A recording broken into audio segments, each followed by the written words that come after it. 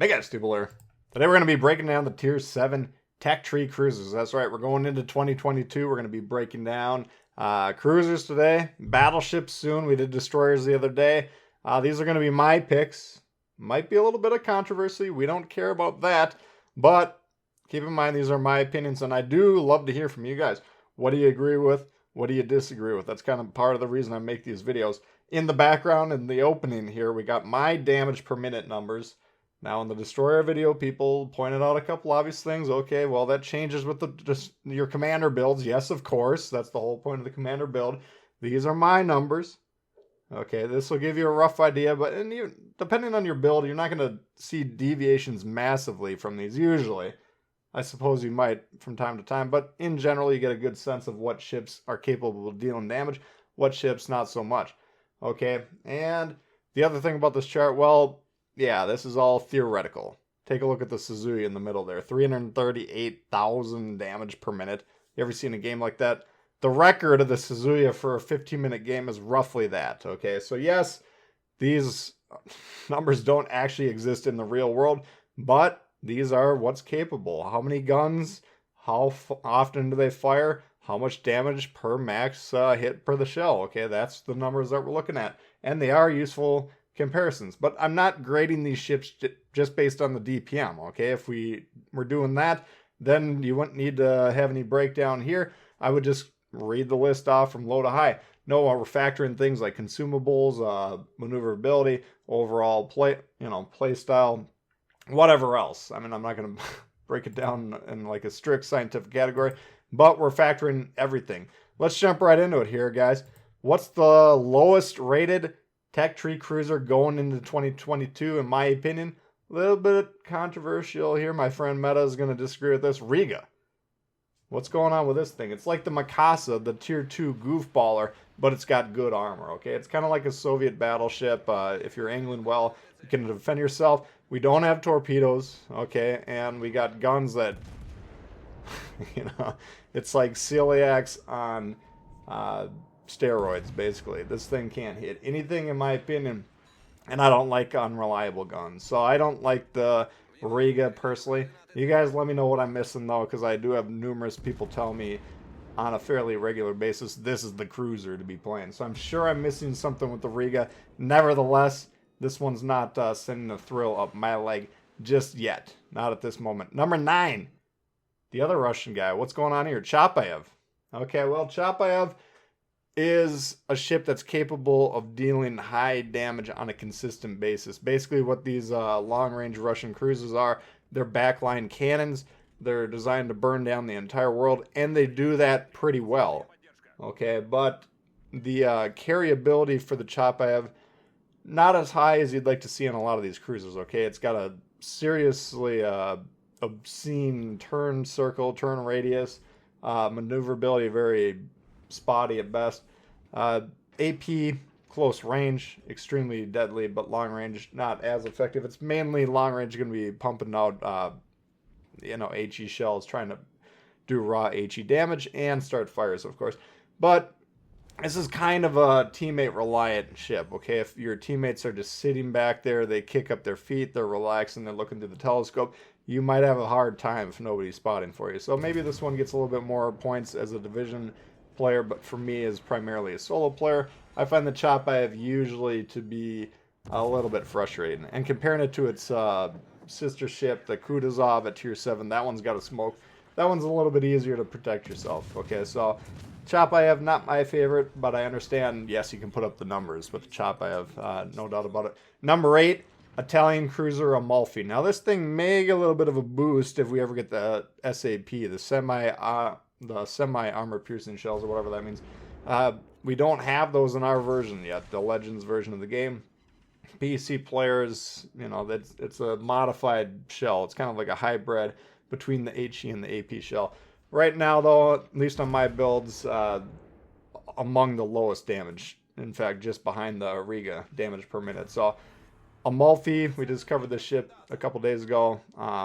Good mobility in terms of speed for sure, and concealment. Lets you get into advanced forward positions that the enemy may not be able to expect you to be in, and they may have a hard time dislodging you from those positions. That's the strength in the Amalfi, but once you get there, you get really slow torpedoes and the guns, slow reload, low damage. Okay, so, it's an interesting ship. I have a lot of fun playing the Amalfi usually now that I've kind of figured out how I like to run it, but it's still not the all-time most effective Tier 7 cruiser, in my opinion. Number 7, what do we got here? The French cruiser, Charles Martel. Okay, now I actually like the Charles Martel quite a bit. It reminds me of one of my favorite cruisers, which we're actually going to mention at number 6 next, in terms of what it does. Martel, really good HE damage. The AP, pretty good at long range. You got to test those broadside shots when you get them. You might be surprised with these French cruisers with the AP effectiveness at long range. It doesn't drop off as much as a lot of the cruiser shells do at long range. These French cruisers on paper seem like they're really fast, but a lot of them, Martel included, only get fast when they get the speed boost activated. Okay, so other than that, they're kind of middle of the pack in terms of their speed, which is a little counterintuitive. So I usually try and use the Martel with a heavy focus on island cover. Okay, now if you're flushed out of your position, then you can pop the speed boost, then you can do a little bit of run and gun dodge style of play style. But if you're going to rely on that purely in the Martel, this is one of those ships that if it actually gets hit, it blows up very easily, and for that reason I don't recommend it as a pure kiter, as some might prefer to run it. But overall, it's a pretty good ship. I think it might do well with a reload booster, which I think it has on the PC version. I would like to see that buff, and then I think the Martel would be a little bit more relevant, able to punish people when you get those really nice flanking opportunities or whatever. Overall, though, Martel is a fun cruiser. It's just a little bit harder to play due to the survivability aspects, and the damage not as juicy as some of the other ones. Number 6, a lot of people always ask me what's my favorite ship in the game. For years, if I wasn't in a waffling mood and where I'd say, oh, they're all pretty good, they all got their... I'd usually say Mogami. Okay, Mogami is an art form. It's a flowing,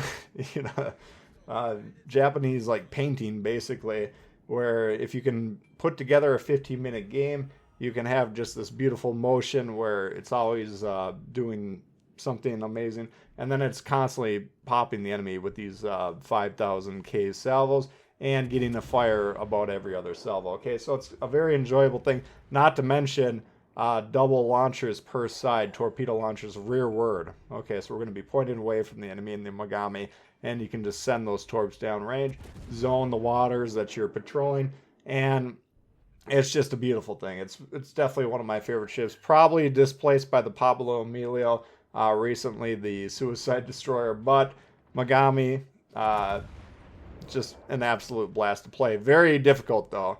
I very rarely see enemy Mogamis, period. You very rarely see these ships out there, and I think the reason is because when you do, if you flash the sides, you die. Okay, it's probably one of the least forgiving cruisers in the game. I understand that, but once you get a hang of it, and the Japanese cruising line in general, I think it's quite effective. I think it's definitely underrated, and it's a shame that we don't see it out there as often as I would like to see. But if you come on my stream and you request the Megami, you almost certainly get me to play it, because it definitely is one of my most enjoyable ships. So number 6, Megami.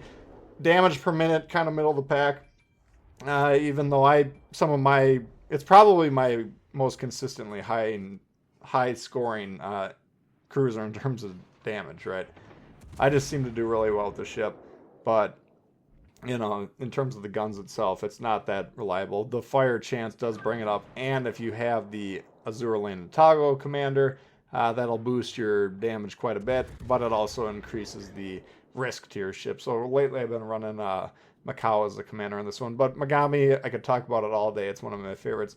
But nevertheless, we got it on the bottom half of the pack, to the surprise of many. Number 5, Marley, the Albemarle, British cruiser, heavy cruiser. Okay, now we got 2 British cruisers on this list. This is the first one coming at number 5. And this ship, every single time I play it, I'm like, man, this thing's better than I thought that I remember it being. For some reason, I just don't play it that often, or as often as I should, but as time goes on, I'm beginning to learn, okay, this thing's pretty dang good. Reliable HE, AP that can punish in situations. It's got the torpedoes to defend itself. A little bit clunky on the maneuverability. Okay, that's one of the knocks of the Marley. But overall, it's just a solid ship, and it's got a solid radar on it as well. So, good radar cruiser, tier 7. Capable of putting up the numbers. Marley, one of those, once again. I mean, a lot of these cruisers, you can say, you don't see them that much because 90% of the people are in battleships complaining about too many destroyers, or the other 90% of the players are in destroyers complaining about too many battleships. Whatever the case may be, or whatever the math may be, you don't see that many cruisers these days, which is a dang shame because cruisers are the best class of ships in terms of controlling the game, for sure, and certainly for doing damage consistently. But you know, obviously destroyer players have direct control over the game, but cruiser players have kind of indirect, greater control, in my opinion. Anyways, tangent finished. Marley, solid. Pursue that line. The rest of the line a little bit lackluster, but the Marley is the gem at the end. Number 4, Cleveland, U.S. American light cruiser. And now when we're getting into the 4 and up position, these are all nearly interchangeable. I think Cleveland's taken a couple nerfs, at least one nerf for the damage.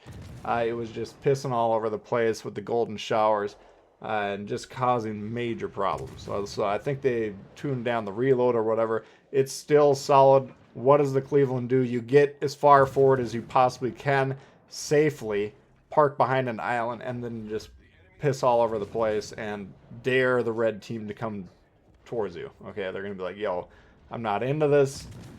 I don't have my raincoat. We're turning around. You basically just control the position.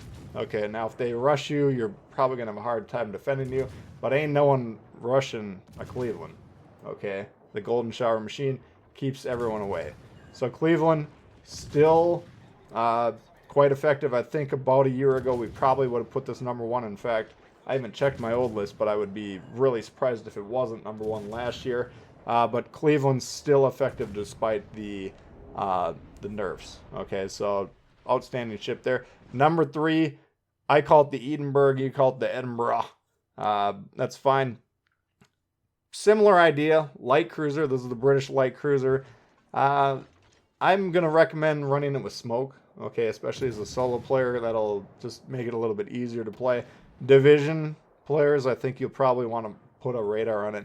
And Edinburgh is one of those ships where whenever you go toe-to-toe with it, you're like, okay, I'm not exactly sure what that thing's running. If it's got the smoke, it's got the disengagement possibilities, and if it's got the spotting, it can actually just deal damage to you without you being able to deal the damage in return. That's very powerful. Or, especially if you're a destroyer player and you're running into this thing, you're like, does it have a radar or not? Boom, it pops the radar. Now you're in trouble. Okay, because this is the Tech Tree Apex British light cruiser, which will kill destroyers in 1 or 2 hits if the angling allows. Okay, so destroyer players need to be terrified of Edinburgh. Cruiser players should be pretty dang terrified of it, especially close range. And battleships, this thing will melt you down very quickly as well. So it's an extreme damage dealing ship. And by the way, it's able to angle. It's like the only light British cruiser that can really angle. It's got like serious plating on the nose. So you can actually go toe-to-toe with anything, and if you're focused on the angling, you can just smack things around. So this ship probably, now that I said that out loud, probably should be number 1, but I would put it number 3 personally. It's just all around solid. Okay, so Edinburgh, outstanding pick. Number 2, Hipper. Hipper has gained on the list as time goes on here. I think over the last year it's gotten at least 1 buff, maybe 2. But the AP on this thing, monstrous.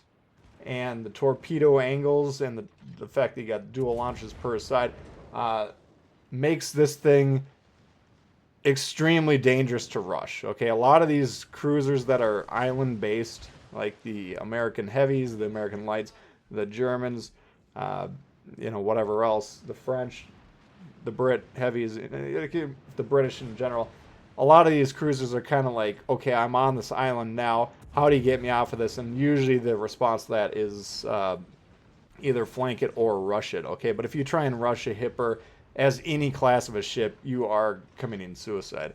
Battleships, you'll get absolutely shredded. It's going to hit you with torpedoes, and the guns will tear you to shreds while they're at it. Cruisers, you're in serious trouble. And by the way, destroyers, we got hipper class sonar on this thing, and most hippers are extremely fast. Okay, I've learned the hard way in Udachis, Kageros, any of those middle of the pack destroyers in terms of speed. This thing can outpace you, and when it gets you in that sonar web, you are just feast for this thing. You're just nothing but food. Okay, you will be torn to shreds. The hipper terrifying the destroyers should be as terrifying as most of the radar cruisers. And you know, if you're broadside this thing and they got a good AP spec build on this thing, you will get shredded to bits. So hipper, I think it was, I would guess it was probably middle of the pack last year. It's moved up a little bit because of the buffs, but it's outstanding ship nonetheless. And number one, what do we got here? Baltimore. Okay, American radar cruiser, heavy cruiser. The AP on this thing is monstrous. When I'm running the Baltimore, probably 90% of my shots are AP. Only when the guy's demonstrating over the course of multiple salvos, you know, fire a couple salvos of AP at him. Okay, he's angled.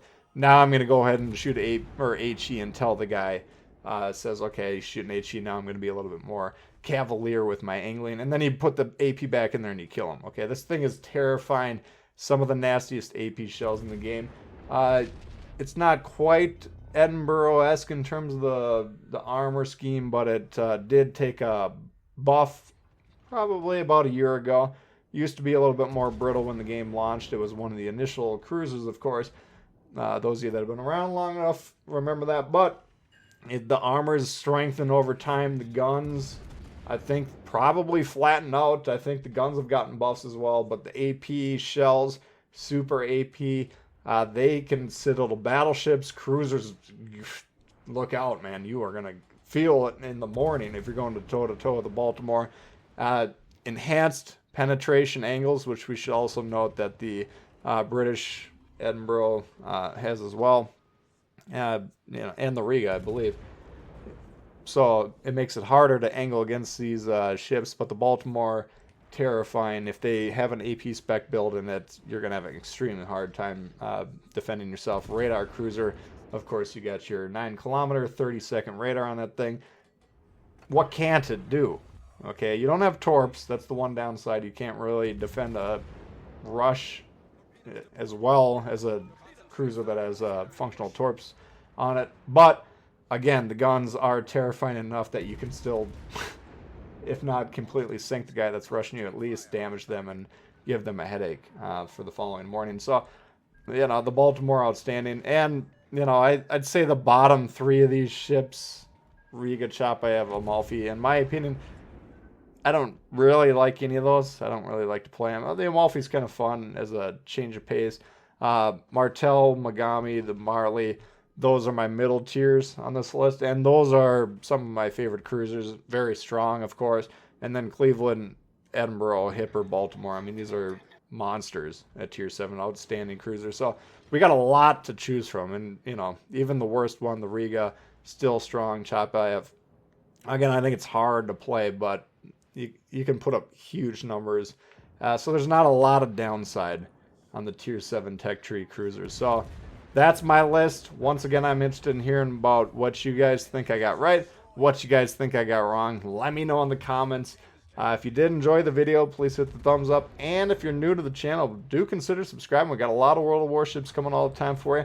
Questions, comments, leave below. Love to hear from you, and we'll see y'all later. Peace.